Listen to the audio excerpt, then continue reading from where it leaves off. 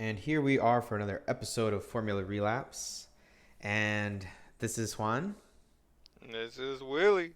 And today we're going to be talking about Haas specifically and maybe some of Haas's former drivers. Of course, in the wake of the Russian invasion, there was a lot of sanctions put on Russia and a lot of its business. And one of the casualties of that were driver Nikita Mazepin, who was a driver for Haas, who had a Papa Mazepin, and he was a very close kind of oligarch that was related with Putin and his cabinet, and so.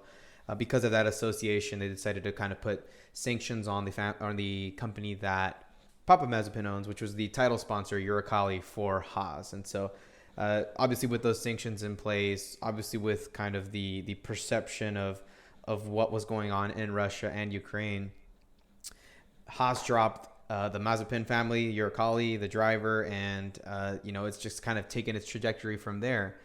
Yeah, straight up hit the delete button on Haas. Changed everything from the livery to the driver. And it doesn't surprise me. I mean, I'm not upset about it. I think it's warranted. A lot of people are saying, oh, just because they're Russian, they still should be able to drive. Well, it's like, yes and no. It's like, you can't bully and genocide a European country. So Uralkali was expecting to get some money back because they've already invested into what was going to be their 2022 season, and so they asked Haas, I think through court proceedings, and they were asking, "Hey, you got to give us back our $13 million dollars, and you got to give those back now because we're no longer your title sponsor." And I think we kind of didn't hear about that anymore since the season had started. Everyone got busy again, and Got so a we little didn't hear. quiet, yeah. Yeah, we didn't hear anything about it, and. Funny enough, Haas just recently came out and said, you know what? We're not going to give you those $13 million.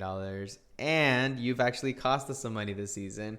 They're demanding $8.6 million for a loss of profits. Yeah, anybody ever hit you with the reverse Uno card in court? That's exactly what they did. Yeah. It's not surprising. I don't think either company is going to get paid out. I think this is just going to be a standstill where it's like, well, you owe us money back, and it's like, no, you owe us for loss of profits, and then they're just going to debate about it, and nothing's ever going to happen because theoretically, even if like a Russian company did sue, I don't think any international court would hold it right now. Right. Yeah. So it's simply just in the air as, Mazepin's out, Daddy Mazepin's not going to get his money back, and Haas is just kind of being like given the middle finger in one way or another. Yeah, and I wonder if, all of the sanctions that have been placed on Russia, outside of motorsport, I wonder if that's going to affect the company so much that it's just like, the company's not even going to exist to sue anybody anymore. So I wonder how that's going to kind of play out. The company's still going to exist. I'm sure they're just going to like skeletonize all the workforce, and I mean it's still an oligarch. Yeah, so they're still making money through other countries in like China and stuff like that. It's never going to end. But as far as them being in the FIA, at least for 3 to 5 years, I'd say they're not going to be able to jump back in. But speaking of FIA and Mazepin, have you seen that video Mazepin put out for I don't even know what's it called, an organization for canceled athletes who have been canceled by this conflict that he calls it.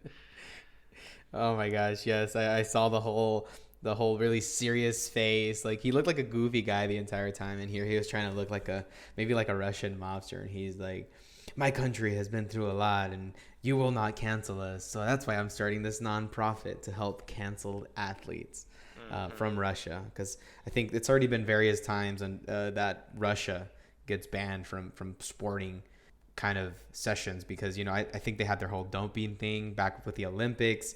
Yep. Now they've got this going on, and I'm sure there's other organizations that we don't even know about that are also banning Russia from participating in them. Yeah, it's honestly hilarious. It's a little ridiculous in the first place to him to even put it out because it's like, who cares? Obviously, the majority of the world, I'd say, is against him. There is a loud minority that wants these people to continue competing and racing. But I mean, even in like video games, like if you play FIFA right now, you can't even choose Russia. It's just like rest of the world tags. Wow. Like people, yeah, major companies are pushing out all of these athletes, and it's not surprising. And of course, from a standpoint of like a civilian who honestly isn't involved in the Russian politics, it is unfair.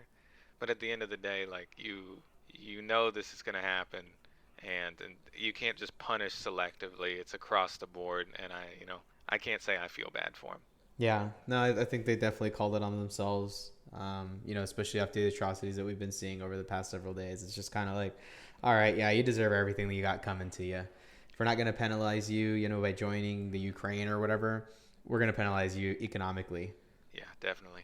Another thing that we cannot feel bad for is the Nazi salute that was given by this 15-year-old cart driver, Oh my Artyom gosh. Shervinchkin. I don't know how to say his name, but he's a 15-year-old FIA karting driver. He got first place in the first race of the European Championship, which was in Portimao, Portugal. And on the podium, he beat his chest and did a Nazi salute and then smiled and laughed about it, which immediately, of course, as you could imagine, blew up on the internet. His team canceled his contract, and the FIA made a statement that they are investigating it. I don't know if the FIA officially banned him, but I know the team did, and he's pretty much been canceled. Yeah, and so And you cannot feel bad for that. That was so no, dumb. it's funny because this guy is one of those canceled athletes. He's a Russian guy that got his driving license in Italy, and so I think this is exactly the type of people that are going to be drawn to Mazepin's organization to help canceled athletes. And if this is who you're helping, then yeah, you can rot. This is just. It was just totally unnecessary. I saw the kid laughing like after he did the salute, and it reminded me of like when I would like hysterically laugh with my middle school friends. So just completely immature from the kid. He doesn't realize the implications of what he's doing, what that sign means, and he hasn't lived through it. So Yeah, being 15 years old, man. I mean, you make dumb mistakes, but that was stupid. yeah, it I was mean, just just pretty bad. that is career ending at 15 years old, and it is not cheap to kart at that high of a level. Yeah. At that point, they've already invested a lot, and so to just kind of, if they end up banning him, I don't know if he's been banned, but if they end up banning him, it's kind of over. He has to now learn to be an accountant at Uralkali. Yeah, and even then, even if he wasn't banned, I don't think any team would touch him with a 10-foot pole. Yeah, Because exactly. that is the most negative press negative can be at this moment, and I don't think that's going to go away anytime soon. Now, remember, kids, don't be a Nazi.